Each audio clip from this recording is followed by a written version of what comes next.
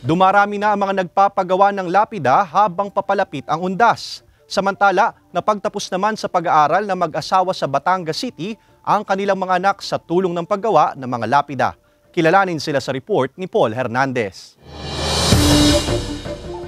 Sa kapirasong bato, inuukit ang pagkakakilanlan ng isang mahal sa buhay na yumao. Ang lapida na naglalaman ng araw ng kapanganakan at kamatayan. Tanda rin ang pag-alaala ng mga kaanak at pamilya. Dumarami pa nga ang nagpapagawa kay Rolly ng lapida habang papalapit ang undas. Pag yung regular na araw, talagang ang pasok ay 5. Pag ganitong undas, mga 10, mahigit pa.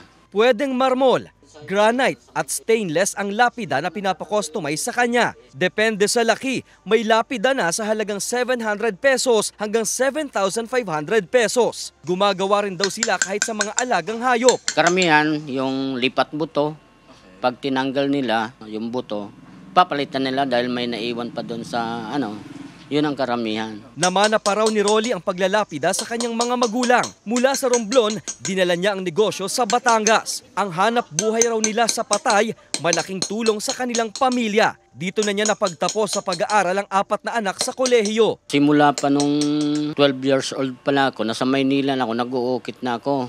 Bago yun, hanggang sa nandito na ako sa Batangas, napaaral ko na yung aking mga anak.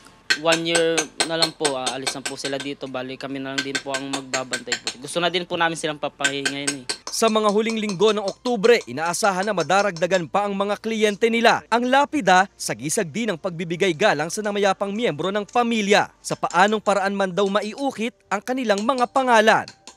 Kasama si Buhay Adante Jr., Paul Hernandez. Balitang Southern Tagalog.